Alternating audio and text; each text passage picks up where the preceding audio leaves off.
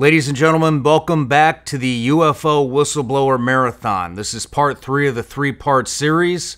Remember, all of these gentlemen have testified in front of Congress under oath.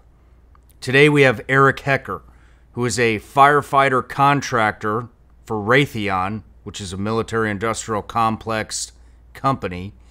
And he was in Antarctica at a Raytheon facility and says that Raytheon has the technology to produce earthquakes all throughout the planet. If you like what you see, please like, subscribe, and comment. Go to Spotify, go to Apple Podcasts, leave us a review, and you content creators out there, we've seen you all taking our content, making your own stuff, putting it out on the internet. Most people probably don't like that. We love it. So we made it easy for you. Go down. There's a link in the description. Has lots, hundreds of free downloadable raw reels that you can download for free. Make them into whatever you want. Monetize it. Make money off of it. Put it on TikTok. Put it on all the social media channels. We appreciate it. All we ask is that you tag the show. I love you all. Enjoy the last part of this series. It was a really good one, and we'll see you soon.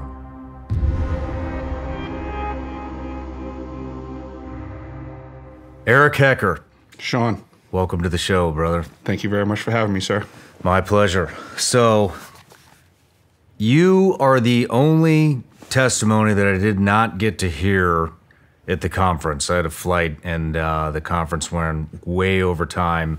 And so this is totally fresh to me right now, and definitely fresh to the audience. But just a little intro on you. So you were a contractor for Raytheon, which Raytheon, how would you describe Raytheon? I would say that Raytheon is a military-industrial contractor that normally is making weapons and targeting systems for the military, and oddly enough had a contract to provide JANO services at the South Pole Station. Interesting. From 2010 to 2011, you were a tradesman and firefighter in the South Pole, Antarctica, as a contractor for Raytheon. You spent 366 continuous days at the South Pole. You were experimented on as a child and trained to be a remote viewer. Correct. Through a program called Stargate Project. Submarine service in the Navy. Plumber for the wealthy elite on Long Island prior to Raytheon, and experience with UFOs. Yes. You're a whistleblower for the benefit of humanity. Why are you blowing the whistle now? I'm blowing the whistle because I'm obliged to. I don't know anybody that's walked a similar path to me in life, so it's necessary information that gets out there. I wish that I could be relieved of the task, but until I can find someone that can properly handle this information, I have to be on point for it. Roger that.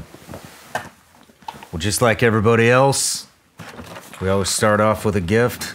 Thank you, sir. If you don't guess this, what's in there? Pull them out. You got it. We have genuine Vigilance Elite gummies. Nice. Legal in all 50 states. They are. They're legal in all 50 states, believe it or not. Thank you very much. You're welcome. I think they're still legal in all 50 states. I don't know. You know, laws change very fast nowadays. The tyranny might start coming after candy next. Who knows? Yeah.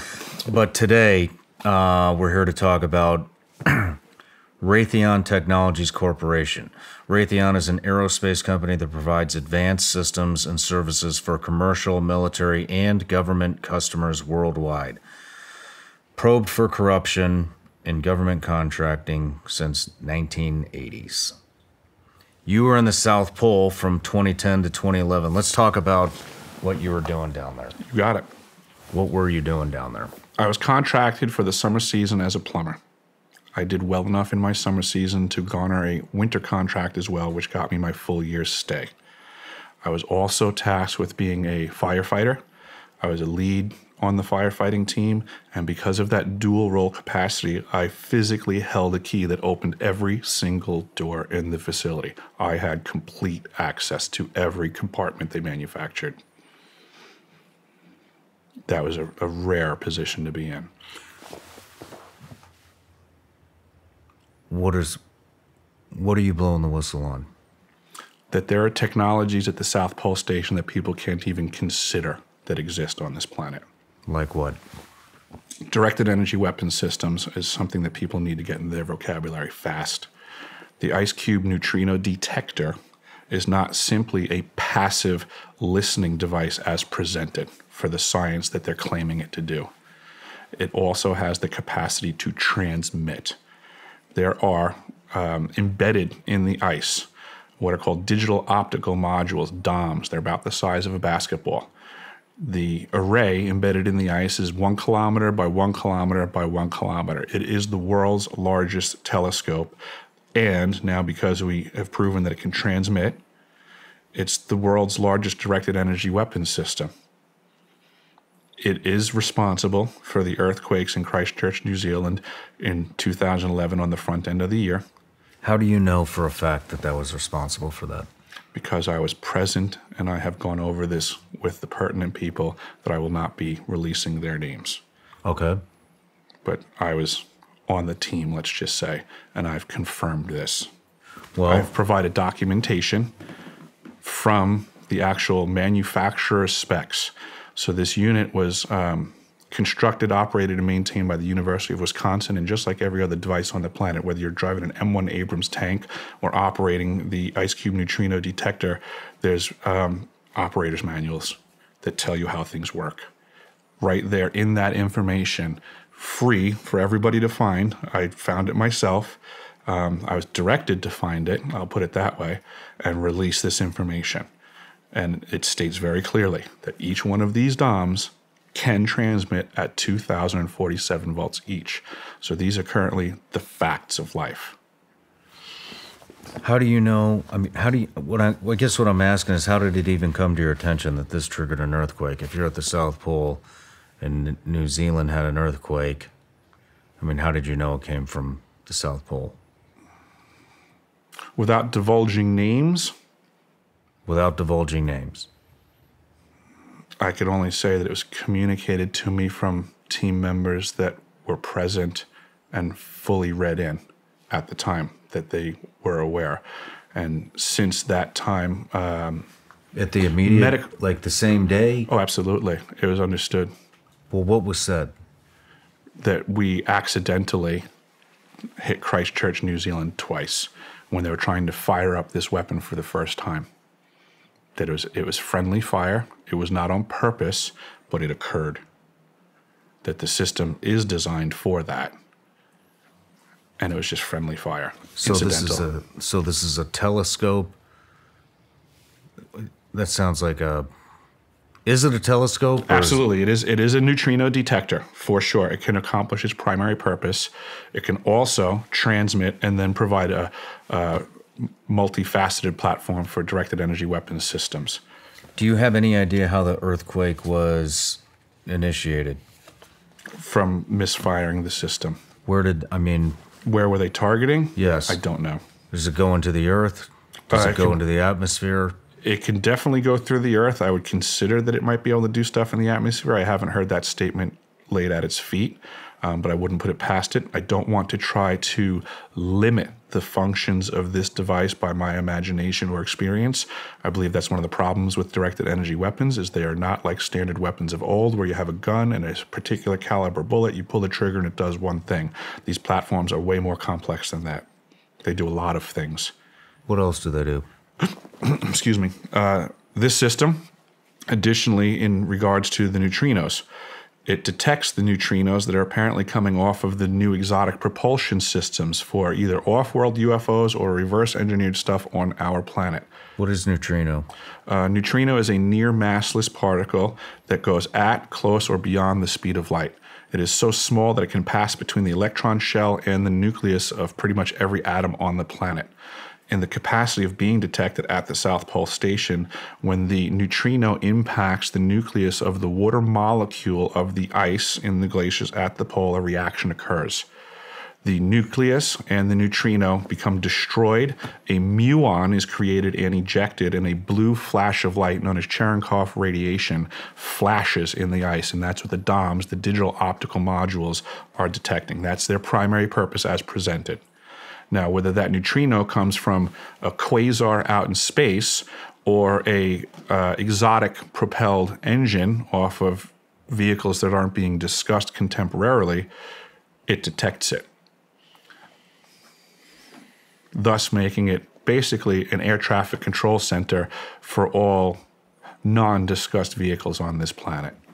So just like we have all the other air traffic on the planet and it's being completely observed and attended to, there's just another level of craft on this planet and another level of air traffic control tower that exists. This is that facility. Back to tracking neutrinos. What is that? Why are they tracking those? Oh, for the purposes of science, they're claiming that there's a lot to be ascertained by understanding the difference between low power and high power neutrino ejections from cosmic occurrences. It's about that vague. This is what they spend our tax dollars on. Let's talk about what else do they do? The device is also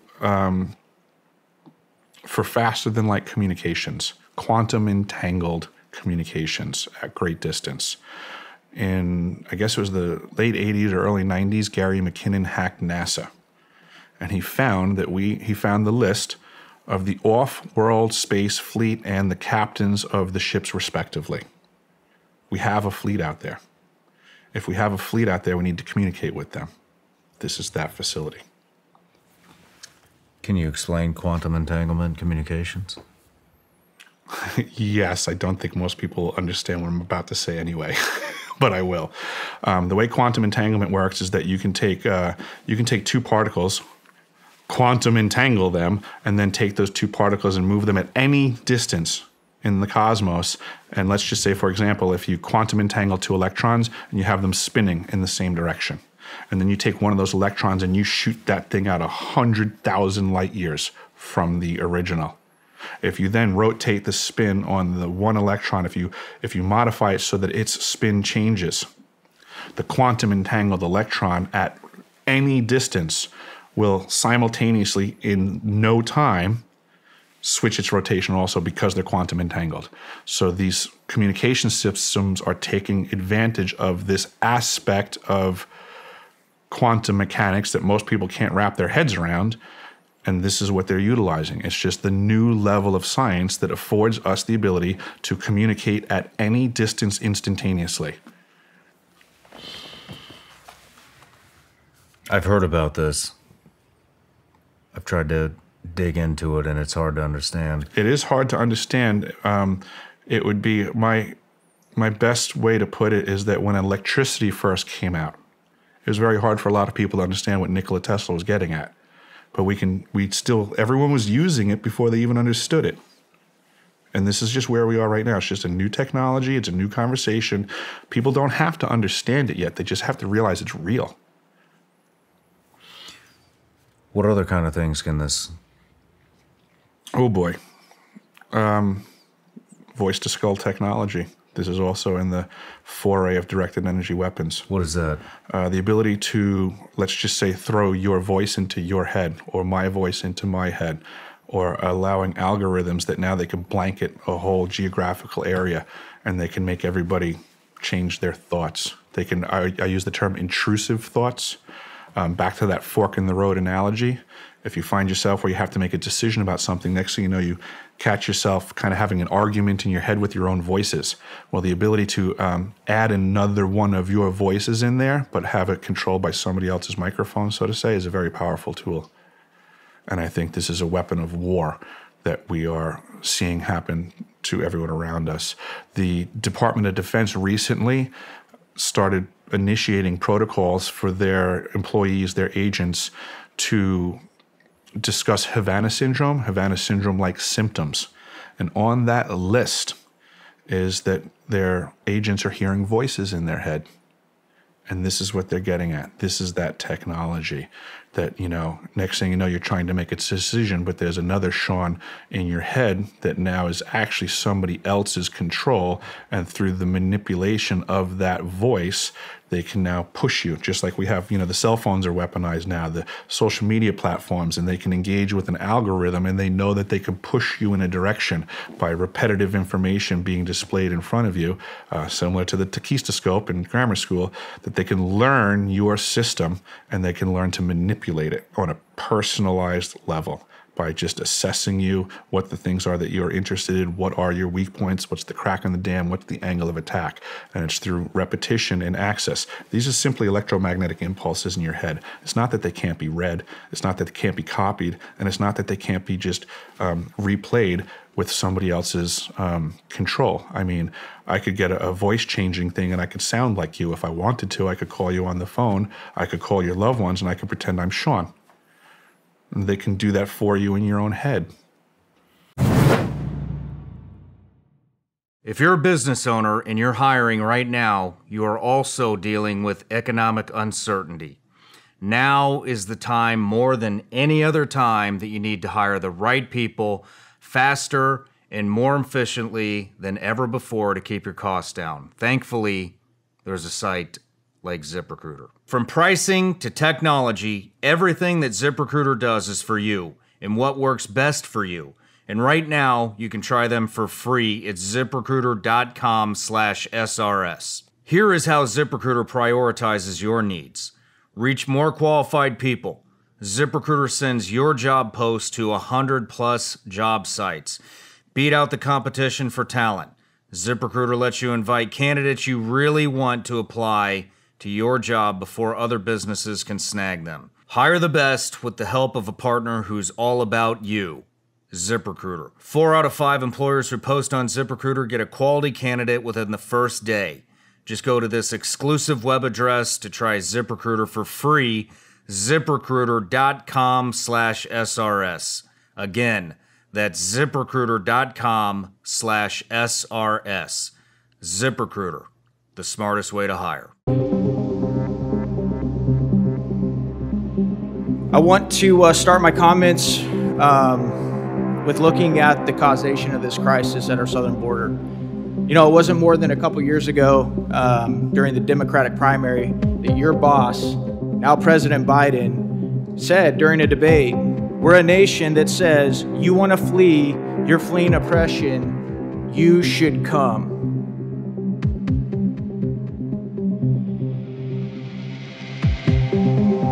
What's with the open borders? What are they hoping to accomplish? Well, I don't think it's, one simple answer like a lot of things. I think it's complicated, like human beings are complicated, but I think there's a couple different buckets there, in my opinion. I think there are globalists around the world and within our own country that don't want to see, they don't want to see borders anymore. This is an historic moment. We have in this past year made great progress in ending the long era of conflict and Cold War. We have before us the opportunity to forge for ourselves and for future generations a new world order, a world where the rule of law, not the law of the jungle, governs the conduct of nations.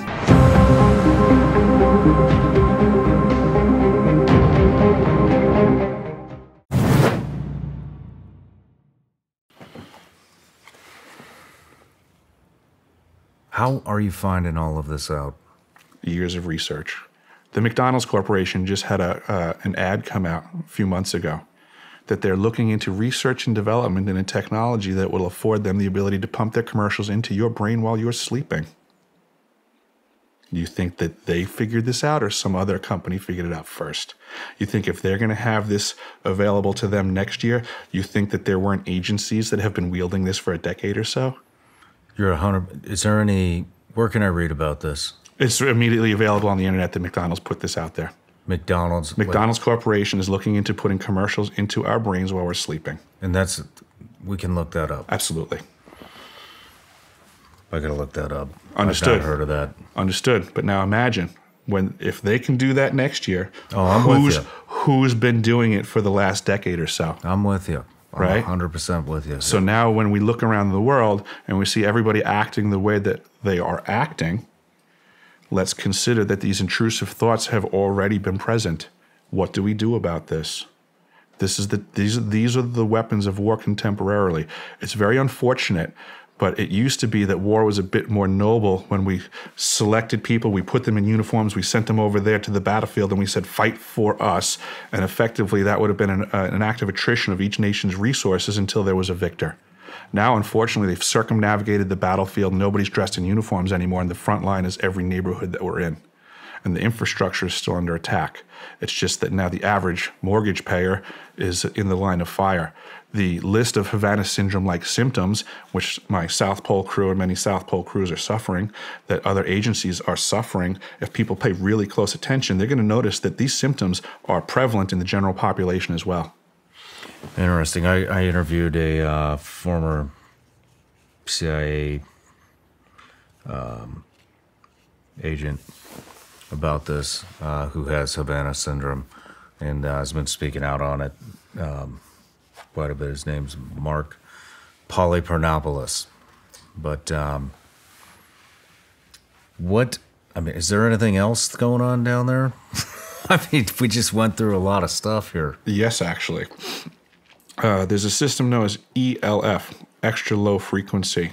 It's also a massive antenna that's embedded in the ice there. When I arrived to the facility as a tradesman and firefighter, I was read into how everything worked because I needed, for the safety of my crew, to be able to battle fires and engage things appropriately.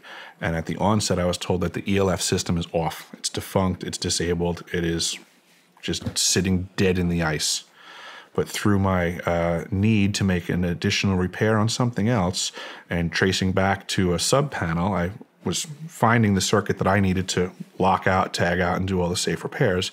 But then I noticed that this other breaker that was supposed to be off was in the on position, and it was listed as the E.L.F. And I ran it up my chain. I said, what's going on here? I said, this is supposed to be off. I was told it's off now. And I was just given a hard, it's on. And that was the end of my need to know. They didn't want to tell me anything else. You have identified the circuit that you need to work on. You have been informed that you can safely do your job. Carry on.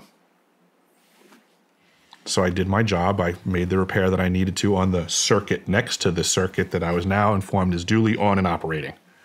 So the E.L.F is up and running, and that, again, is a multifaceted directed energy weapons platform. Do you have pictures of any of this stuff? I have a lot of pictures of me in these facilities.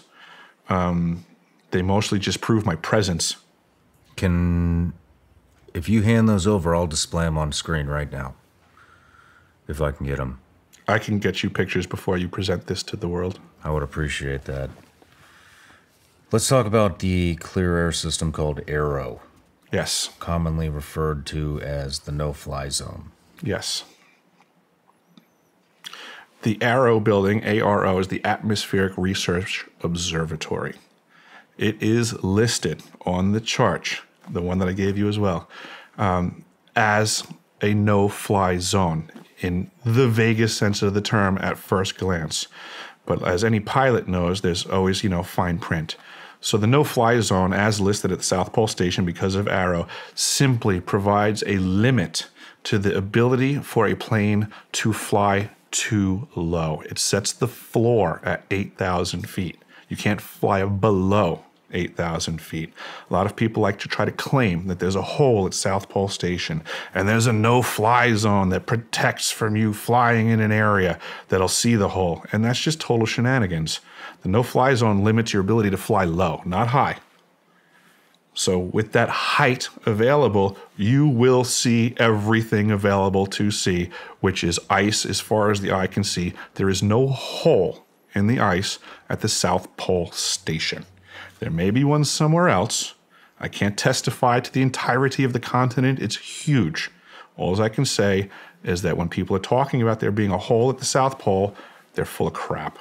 They don't know what they're talking about. They're taking something that they know very little about and just running with it. They say in other ways that, a little information is a dangerous thing, and that's what these people are doing, is they're operating off of very little information. The Atmospheric Research Observatory, as I testified in D.C., I witnessed myself in doing my standard rounds in the winter season at South Pole Station that building would, with great regularity, have a very powerful green laser beam shooting out of it into the cosmos. I believe through other things that I've located there, which is the chilled helium in a massive amount.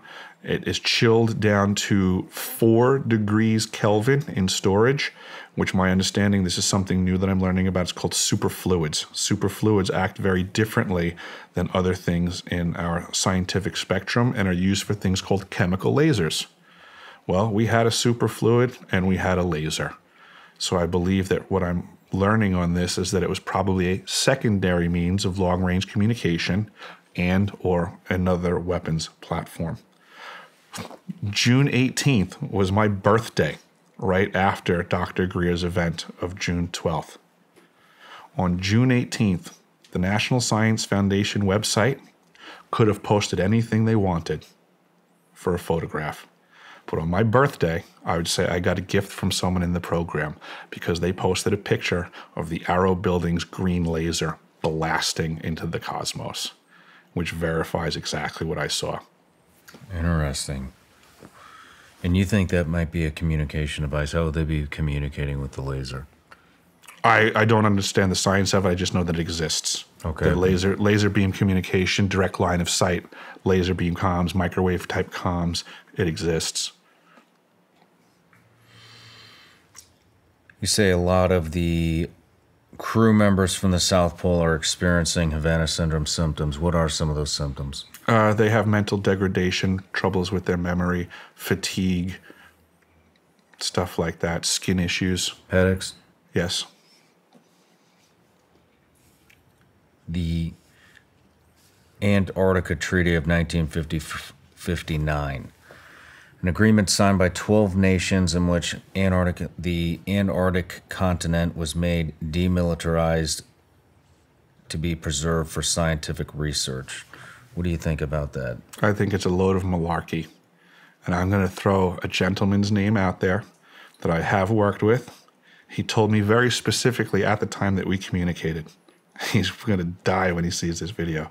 I worked with a gentleman by the name of Aaron Bontrager, and he was also previously contracted by Raytheon Polar Services as a cook to work on a cat train that went across the ice, and he said the express purpose for him, I should say, for that team, working for Raytheon, was they were searching for missile site locations. No kidding. Correct. The whole idea of this being demilitarized is a load of baloney. How do you think they're getting, how are they powering this facility? I believe there's a secondary power source inside of the old pole that was built in 1957. What do you mean the old pole? The original pole, I should say, built in 1957, we referred to as old pole. There was other facilities that were manufactured, different stages of inhabitation of crew. So 1957 was the first one. It predates the Antarctic Treaty, which means that they could have had nuclear power there. I believe they did have nuclear power there, and that since then they may have maintained it, almost like a grandfather clause, or that they may have new, more exotic systems that are not in the legalese of the treaty. Why do you think Antarctica is a no-fly zone? Antarctica is not a no-fly zone. Well, Arrow, commonly referred to as a no-fly zone. Why? It's a misnomer. You can fly right over the no-fly zone. You just have to be higher than 8,000 feet. Well, I'm asking, why do you have to be higher than 8,000 Oh, feet? because of the they're doing science on the cleanliness of the air, so they just don't want it tainted. Similarly, there's no land traffic allowed in that area. So you can take a snow machine. If I wanted to go visit the building to do my rounds, I could take a snow machine up to a certain point, and then I had to stop the snow machine and walk because simply the exhaust gases from the machine would taint their sensors. So the only reason they're trying to block out vehicular activity is to keep the exhaust gases out of their sensors. How do you get there? How do you get to Arrow? Yeah. It's within walking distance of the elevated station. How do you fly into Antarctica? You fly in with a Herc LC-130 Herc on skis, and you just come in from outside of that quadrant, Okay. or above 8,000 feet. Okay. How much air traffic is going around there? During the summer seasons, 24 hours of operation, they typically have a few Hercs on deck idling most of the time, and a lot of fuel is brought in by Herc. Our waste is brought out by Herc when the airmen will allow themselves to be a flying garbage can, as they claim. But yeah, basically almost all operations and logistics were done by Herc. While we were there, in my 2010 season, they had brought in their first fuel haul over land as kind of an experiment to the process. And it's my understanding that they call this a traverse, that they have since increased traverse activity to drag large fuel bladders across the ice to resupply the fuel that way, being more economic than doing it by Herc, and then affording that volume of Herc space that's not being utilized for fuel now can, of course, do other things.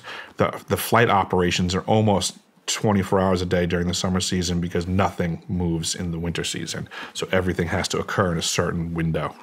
Okay. Man, back to the putting voices in people's heads. Are you aware of any ways to defend against that? Know thyself. It's an ancient practice, and it's an ancient practice for a reason. These modern technologies are bastardizations of ancient techniques. Way back in the day, they would call someone a magician who was adept at this skill. I could walk into the room and I would potentially have that skill set to put my thought in your head. It's just a technique. It's completely doable. But now we have people that are no longer going through these schools of nobility to learn to practice these things nicely. And we have evil people that are taking technologies and utilizing them, because again, it's just simply electromagnetic impulses. They can be read, they can be used, they can be hijacked. Eric, is there anything that I'm missing that you want to bring to the public? That's a great question. I want to emphasize that we are currently in a state of war that people aren't realizing. What is that? These weapons are being wielded around us, against us. There are power players that are above nation states. Geographical boundaries and political parties mean very little to the wealthy elite on this planet. We're pawns, we're chattel. I am a person for the people. We, the people of this planet, deserve a better future than the one we are being presented. We've all, through our blood, sweat, and tears, we've invested here in the United States. We've invested our taxpayer dollars for these people to create weapon systems that they're using against us. It's a sin. It's illegal. It's a sin. It's immoral.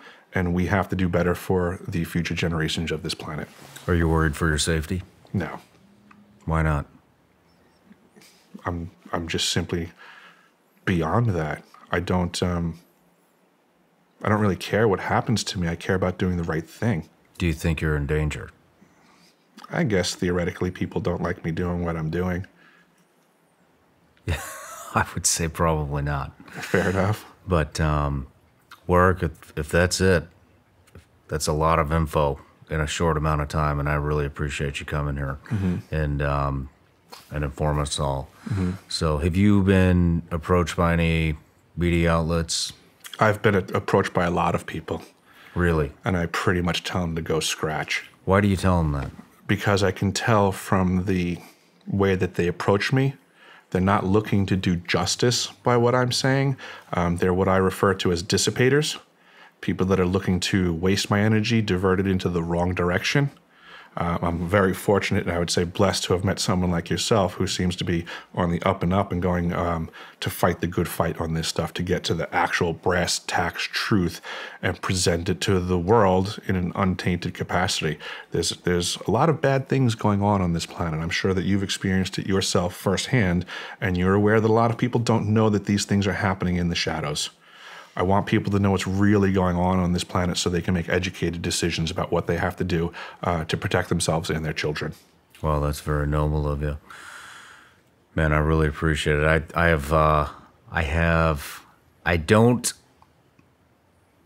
That's a lot of info to process. I understand. It's going to take me a minute to come up with questions, and Would you be willing to come back? I would love to come back. Let me digest this, and then we'll come up with a date and do a longer form interview. I gotta wrap my head around this stuff. Understood. In the meantime, be safe. Thank you for coming out here, and it's an honor to meet you. Thank you. Thank you for having me, Shawn.